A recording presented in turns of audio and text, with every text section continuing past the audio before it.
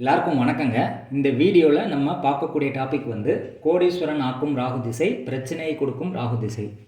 ராகு திசை ஒருத்தருக்கு வரப்போகுது அப்படின்னா அது கோடீஸ்வரன் ஆக்கக்கூடிய அமைப்பு எப்படி இருக்கும், பிரச்சனை கொடுக்க போகுது அப்படின்னா அந்த ராகு வந்து எப்படி அமைப்பில் வந்து இருக்கும் அப்படிங்கிறதான் பார்க்க போகிறோம். ராகு அப்படிங்கிறது இயற்கையிலேயே வந்து எதிர்மறையாக செயல்படக்கூடிய ஒரு கிரகம், ரிவர்ஸில் ட்ராவல் ஆகக்கூடிய ஒரு பிளானெட்டு. அதனால் வந்து ராகு எந்த கிரகத்து கூட சேர்ந்தாலும் அதில் வந்து கொஞ்சம் வில்லங்கத்தை வந்து கொடுக்க கடமைப்பட்டிருக்கு. இப்போ எந்த மாதிரி அமைப்பு இருந்தால் ராகு வந்து ஒருத்தரை கோடீஸ்வரர் ஆக்கும் அப்படிங்கிறத நம்ம பார்க்க போகிறோம். அதை எளிமையாக புரிகிறதுக்கு நான் இந்த பாயிண்ட்ஸ் வந்து நான் கொடுத்துருக்கேன். இதை உங்கள் ஜாதகத்தில் அப்ளை பண்ணி மேட்ச் ஆகுதா, உங்கள் வாழ்க்கையில் வந்து ராகு திசை வந்து என்ன மாதிரி பலன் கொடுத்துருக்கு அப்படிங்கிறத நீங்கள் கமெண்ட் பண்ணலாம். இப்போ நீங்கள் வந்து கமெண்ட் பண்ணி நிறைய பேர் வந்து இந்த மாதிரி ஷேர் பண்ணால் தான் அடுத்தடுத்து வந்து உண்மைகள் வந்து நிறைய பேருக்கு தெரிய வரும், நிறைய நீங்கள் லேர்ன் பண்ண முடியும், அடுத்தடுத்து நீங்கள் வந்து முன்னேற முடியும். அதனால் வந்து இதை உங்கள் ஜாதகத்தில் அப்ளை பண்ணி பாருங்கள். ஃபஸ்ட்டு ராகு வந்து நல்ல அமைப்பில் இருக்குது அப்படின்னா அதை எப்படி கண்டுபிடிக்கிறது அப்படின்னு பார்ப்போம். ராகு வந்து ஆட்சி பெற்ற கிரகத்தோடையோ உச்சம் பெற்ற கிரகத்தோடையோ சேர்ந்துருக்கு ஒரு ராசியில் அப்படின்னா அப்போது வந்து ராகு வந்து யோகத்தை செய்யும். புரியுதா?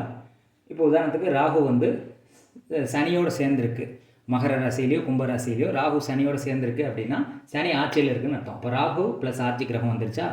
அல்லது ராகு வந்து மகர ராசியில் இருக்கும்போது செவ்வாயோடு சேர்ந்துருக்குன்னு வச்சுக்கோங்க. ராகு செவ்வாய் மகர ராசியில் இருக்குது அப்படின்னா அப்போ செவ்வாய் உச்சம் பெற்று இருக்குது, ராகுவும் அதோடு சேர்ந்துருக்குது, ஒரே ராசியில் இருக்குது. இது வந்து இந்த மாதிரி இருக்கக்கூடிய அமைப்பு வந்து இந்த ராகு திசை வந்தது அப்படின்னா அவரை வந்து கோடீஸ்வரன் ஆக்கும். அடுத்து ராகு வந்து வக்கர கிரகத்தோடு சேர்ந்துச்சுன்னு வச்சுக்கோங்க. இப்போ ராகு வந்து சுக்கிரன் கூட சேர்ந்துருக்கு, சுக்கிரன் வந்து வக்கரமாக இருக்குது. அல்லது ராகு வந்து குருவோடு சேர்ந்துருக்கு, குரு வந்து வக்கரம் பெற்றிருக்கு. இந்த மாதிரி சேர்ந்திருந்தாலும் ராகு வந்து நல்ல யோகத்தை கொடுக்கும். இது 2. இப்போ ராகு வந்து எந்த கிரகத்தோடையும் சேரல, ஒரு ராசியில் வந்து தனியாக நிற்கிது. இப்போ இது எப்படி யோகத்தை செய்யும் அப்படிங்கிறத கண்டுபிடிக்கணும். எப்படி கண்டுபிடிக்கிறது? ராகு தனியாக நின்றுச்சுன்னா எந்த வீட்டில் நிற்குதுன்னு பாருங்கள். உதாரணத்துக்கு ராகு வந்து மகர ராசியில் நிற்கிது அப்படின்னா மகர ராசி சனியினுடைய வீடு. அப்போ சனி வந்து ஆட்சி பெற முடியாது, ஏன்னா ராகு தனிச்சிருக்கு. அப்போ சனி வந்து வேற எங்கேயா உச்சம் பெற்றிருக்கா அப்படின்னு செக் பண்ணணும். சனி எங்கே உச்சம் பெறும்? துலாம் ராசியில் வந்து சனி உச்சமாகும். அப்போ ராகு வந்து மகர ராசியில் இருக்குது, சனி வந்து துலாம் ராசியில் வந்து உச்சமாயிருக்கு. அப்போ ராகுக்கு வீடு கொடுத்த கிரகம் வந்து உச்சமாயிடுச்சு.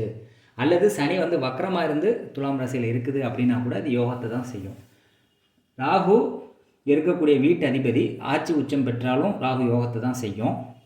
அந்த கிரகம் வக்கரமானாலும் ராகு வந்து கெடுக்காது, யோகத்தை தான் செய்யும். அந்த கிரகம் நீசமாய் வக்கரமானாலும் யோகத்தை தான் செய்யும், வக்கரமாக ஒரு பட்சத்தில். ஓகே, அடுத்து ராகு வந்து ஒரு ராசியில் தனித்து நிற்கிது. அது நிற்கக்கூடிய நட்சத்திரம் உதாரணத்துக்கு அது ஒரு சுக்கிரனுடைய நட்சத்திரத்தில் இருக்குது, அல்லது ஒரு சூரியனுடைய நட்சத்திரத்தில் இருக்குதுன்னு வச்சுக்கிடுவோங்க. அந்த சூரியனோ சுக்கிரனோ ஆட்சி உச்சம் பெற்றுச்சு அப்படின்னா ராகு வந்து யோகத்தை தான் செய்யும்.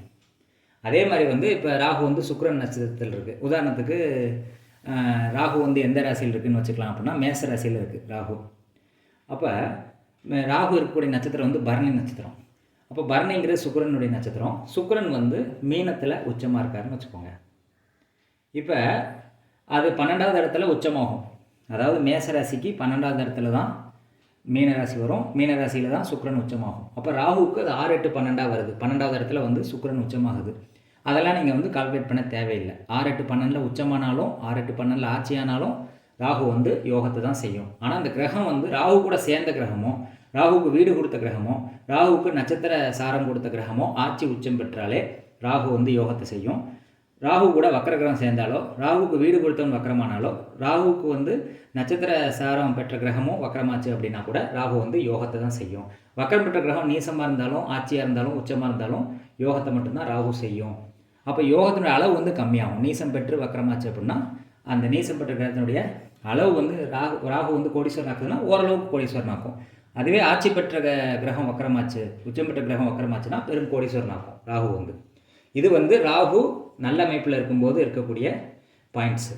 ராகு வந்து எந்த அமைப்பில் இருந்தால் கெட்டது பண்ணோம் அப்படிங்கிறதையும் நம்ம பார்த்துருவோம். ராகு வந்து ஒரு நீச கிரகத்தோடு சேர்ந்துச்சுன்னு வச்சுக்கோங்களேன். இப்போ உதாரணத்துக்கு மேசராசியில் ராகுவும் சனியும் சேருது. சனி வந்து மேசராசியில் நீசம்.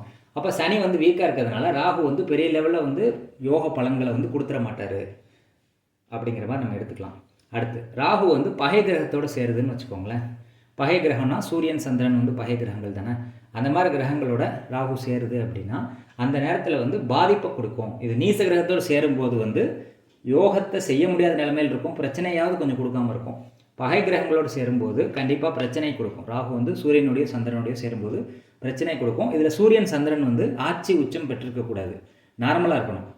அதாவது வந்து பகை வீட்டில் இருக்கணும். அதாவது நார்மலாக இருக்கிறதுனா என்ன, சூரியன் வந்து நீசமாக இருக்கலாம், சந்திரன் நீசமாக இருக்கலாம், சூரியன் பகை வீட்டில் இருக்கலாம், சந்திரன் பகை வீட்டில் இருக்கலாம். அந்த மாதிரி சூரியன் நட்பு வீட்டில் கூட இருக்கலாம், சந்திரன் நட்பு வீட்டில் கூட இருக்கலாம். அப்படி இருக்கிற பட்சத்தில் மெயினாக வந்து இந்த பகை கிரகங்கள் வந்து ராகுவோடு சேரும்போது ராகு வந்து பெரிய லெவலில் யோகத்தை செய்கிறதில்லை. இந்த ரெண்டும் ஆட்சி உச்சம் பெறாமல் இருக்கிற பட்சத்தில் அதை மட்டும் நீங்கள் ஞாபகம் வச்சுக்கோங்க. அடுத்து ராகுவுக்கு வீடு கொடுத்த கிரகம் வந்து 6, 8, 12 பகை வீட்டில் மறைஞ்சிருந்தது அப்படின்னா பெரிய லெவலில் யோகத்தை செய்யாது. இப்போ ஃபார் எக்ஸாம்பிள் நம்ம சொன்னோம் பார்த்தீங்களா, மேசராசியில் வந்து ராகு பரணி நட்சத்திரத்தில் இருந்தார். பரணி சுக்கிரன் நட்சத்திரம், சுக்கிரன் வந்து 12 உச்சமாச்சு. அப்படி இருக்கும்போது ராகு யோகத்தை செஞ்சிச்சு 12 உச்சமானாலும். ஆனால் இப்போ 12 வந்து உச்சமாகாமல் அந்த கிரகம் வந்து பகை வீட்டில் போய் உட்காருதுன்னு வச்சுக்கோங்க. 6, 8, 12 பகை வீட்டில் போய் உட்காருது அப்படின்னா அந்த டைமில் வந்து ராகு யோகத்தை செய்யாது. ராகுவுக்கு வீடு கொடுத்த கிரகம் பகை வீட்டில் நின்னாலோ 6, 8, 12 போய் நின்று பகையானாலோ பெரிய லெவலில் வந்து யோகத்தை ராகு செய்யாது. நீசமானாலும் யோகத்தை செய்யாது ராகு. 6, 8, 12 அந்த வீடு கொடுத்தவன் மறைஞ்சாலும் யோகத்தை செய்யாது. அடுத்து ராகுவுக்கு கால் கொடுத்த கிரகம், ராகு நின்ற நட்சத்திர சாராதிபதி, அதாவது ராகு ஒரு நட்சத்திரத்தில் நிற்கும்ல, அந்த நட்சத்திர கிரகம் வந்து நட்சத்திர அதிபதி வந்து ராகுவுக்கு 6, 8, 12 அல்லது லக்னத்துக்கு 6, 8, 12 மறைஞ்சு பகை நீசம் பெற்று இருந்தால் ராகு வந்து யோகத்தை செய்ய முடியாது. 6, 8, 12 உச்சமாயோ ஆட்சியாயோ இருந்தால் நல்லது செய்யும் ராகு. 6, 8, 12 பகையோ நீசமோ பெற்று ஒரு கிரகம் இருந்தது அப்படின்னா அது பெரிய லெவலில் வந்து ராகு வந்து அந்த டைமில் யோகத்தை செய்யாது, பாதிப்பை கொடுக்கும். மறைமுக பிரச்சனைகளையும் எதிர்ப்புகளையும் நீங்கள் ஃபேஸ் பண்ண வேண்டியது வரும். அப்படிங்கிறது தான் இந்த ராகு திசையில் இது செய்யக்கூடிய வேலை. அப்போ ராகு எந்த டைமில் நல்லது பண்ணும், ராகு எந்த டைமில் வந்து பிரச்சனை கொடுக்கும் அப்படிங்கிறத தெளிவாக நான் விளக்கியிருக்கேன். இதை வந்து நீங்கள் அப்ளை பண்ணி பார்த்துட்டு உங்கள் அனுபவம் எப்படி இருக்குது அப்படிங்கிறத கமெண்ட்டில் பதிவு பண்ணலாம். இந்த மாதிரி வீடியோ பதிவுகளை வந்து கண்டினியூஸாக பார்த்து சப்போர்ட் பண்ணுங்கள். என் சேனலை சப்ஸ்கிரைப் பண்ணுங்கள். உங்களுக்கு ஜாதகம் பார்க்க விருப்பம் இருந்தது அப்படின்னா வாட்ஸ்அப் நம்பர் வந்து என்னோடய டிஸ்கிரிப்ஷனில் கொடுத்துருக்கேன்.